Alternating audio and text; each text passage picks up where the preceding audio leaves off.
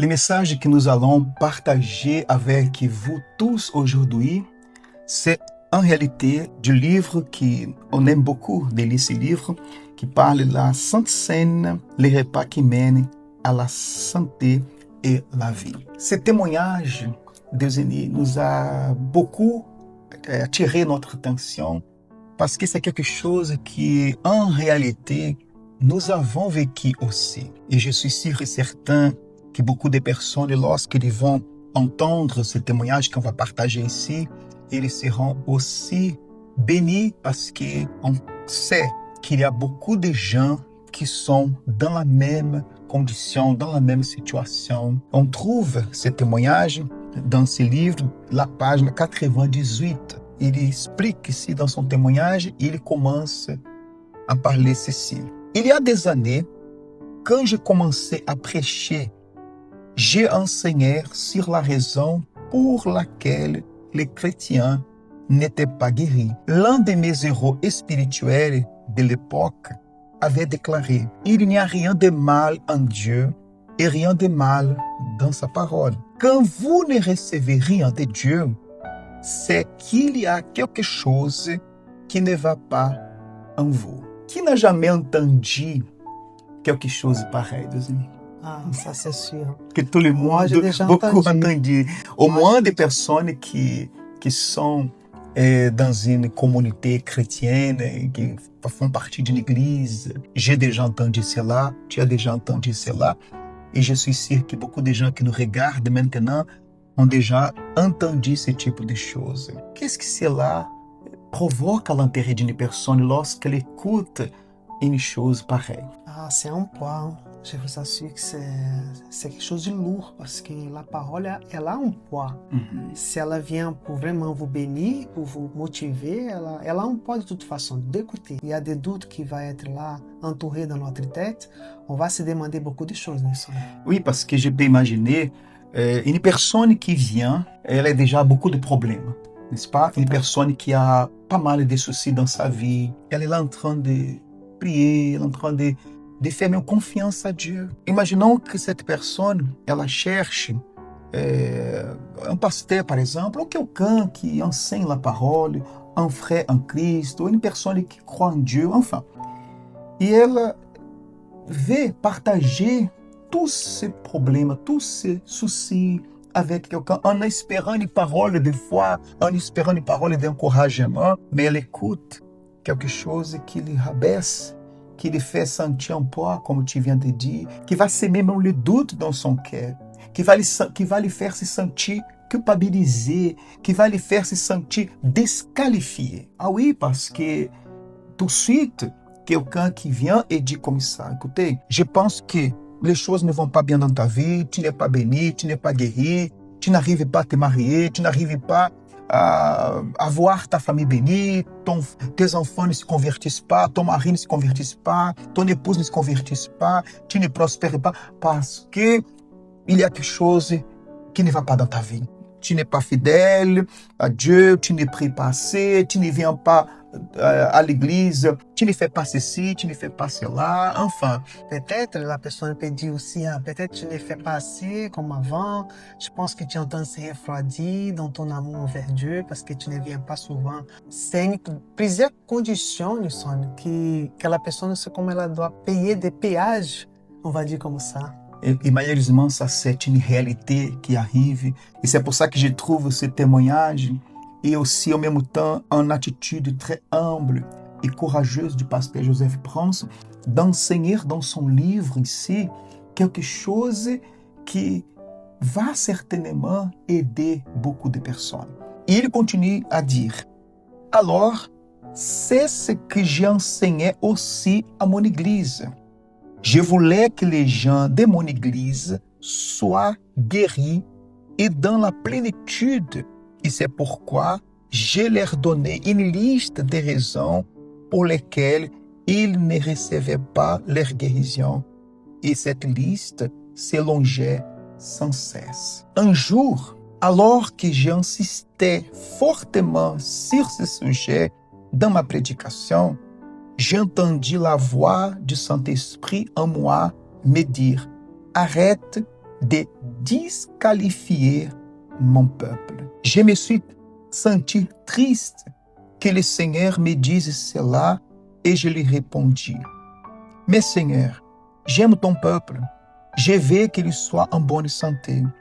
Et le Seigneur me répondit, alors arrête de disqualifier mon peuple. J'ai répliqué, mais Seigneur, je ne le disqualifie pas, j'essaie de le qualifier pour ta guérison. Une chose que j'ai trouvé ici très intéressante, c'est que le pasteur Prince, il raconte ici comme expérience, il parle les détails. Quand il dit, et lorsque j'ai insisté fortement sur ce sujet, je peux imaginer que en ce moment, la prédication qu'il était en train de donner au peuple à cette époque, dans son église à cette époque, c'était devenu une prédication lourde, quelque chose qui en réalité faisait les gens se sentir condamnés malgré qu'ils faisaient cela avec une bonne intention, en croyant qu'il était en train d'aider les gens. Et cela, ça nous fait revenir la mémoire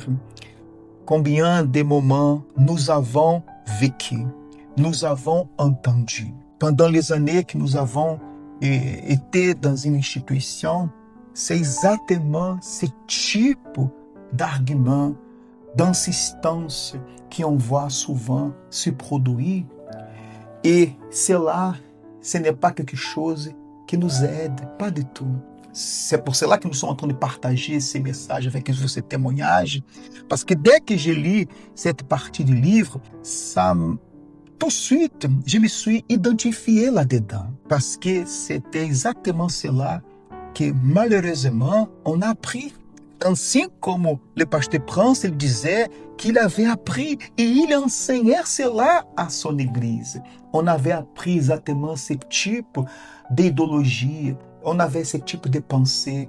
Parce que parfois, si nous apprenons quelque chose, même qu'on ne sait pas, cela ne va pas porter du fruit que le Seigneur il désire. Au contraire, cela va produire pas mal de dégâts, de tristesse, de poids, de fardeau. Et c'est ça ce qui nous est arrivé aussi. Mais ce qui attire notre attention, c'est le fait de que le Saint-Esprit a trouvé un cœur sensible et que lorsque il entend dire dans son intime, dans son cœur, cette voix douce du Saint-Esprit en lui montrant arrête de disqualifier mon peuple. Voyez déjà que Dieu, il n'est pas du tout d'accord avec la façon comme on agit envers les gens, envers les personnes. Il faut que nous soyons conscients de cela. Et imaginez si beaucoup de prédicateurs aujourd'hui, s'ils auraient aussi un cœur sensible à la voix du Saint-Esprit pour reconnaître, avoir l'humilité et de dire comme ça, je pense que nous sommes en train d'agir de façon erronée.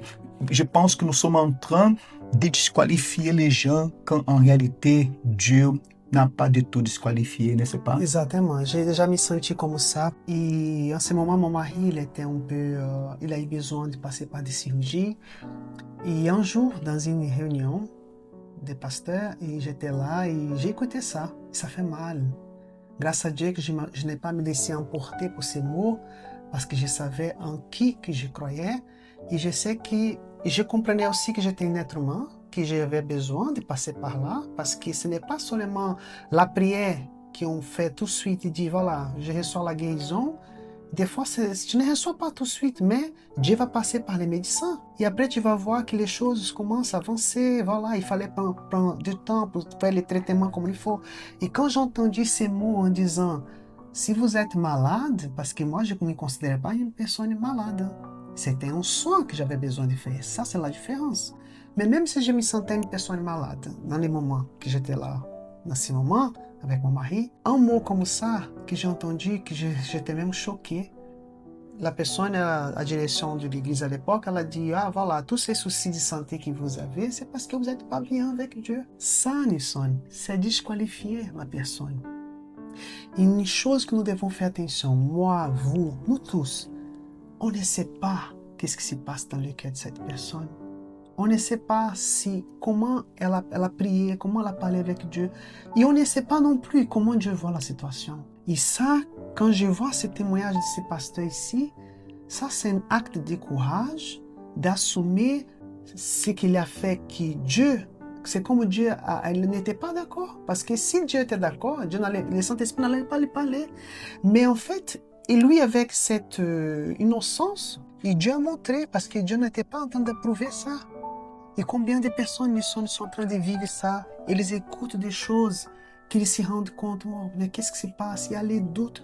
Il y a tellement de choses que j'ai traversées aussi, que je n'aurai pas le temps de vous dire ici. Mais je me sentis comme ça, condamnée. Je ne sentais pas que je méritais. Mais à cause de quoi? C'est l'homme, il te dit une chose, il te montre les conditions pour que tu puisses vraiment être béni. Et c'est faux. En fait, des amis, au lieu de montrer et de regarder, focaliser ce que Jésus a fait sur la croix, souvent, ce que les gens le font, c'est disqualifier les autres en montrant les erreurs, en montrant ce qu'ils n'ont pas fait ou ce qu'ils sont en train de faire d'erroné. Et en réalité, on doit focaliser ce que Jésus a fait. Il y a beaucoup de personnes aujourd'hui qui sont en train de prendre la place de Dieu et disqualifier les gens comme si c'est Dieu qui faisait cela. Au lieu de vraiment montrer l'évangile véritable que Jésus nous a laissé, de montrer ce qu'il a fait sur la croix pour nous. Dieu nous a qualifiés. Dieu nous a capacités. Ça, c'est la réalité. Et en disant cela au Seigneur, mes yeux s'ouvrirent et je me repentis. Je ne peux qualifier personne pour la guérison et je ne peux non plus à essayer de le faire. Dieu a déjà qualifié à travers le sang de son Fils. Parce que ce qui compte aujourd'hui, c'est ce que Jésus a fait. Parce que c'est là, à travers le sacrifice du Seigneur Jésus, que nous tous nous sommes qualifiés. Voyez cette parole ici qui dit là dans le livre de Colossiens, chapitre 1, verset 12, 14, qui dit comme ça. Rendez grâce au Père qui vous a rendu capable d'avoir part à l'héritage des saints dans la lumière, qui nous a délivrés de la puissance des ténèbres et nous a transportés dans le royaume du Fils de son amour, en qui nous avons la rédemption, la rémission des péchés. Et cette grâce, c'est à propos de quoi? À propos de ce qui nous a rendus capables. Et donc, si quelqu'un qui nous regarde maintenant, vous vous sentez exactement comme ça, vous dites, ça fait longtemps que j'écoute toujours des mots comme ça, des mots qui me blessent, des mots qui me disqualifient, des paroles qui me rabaissent.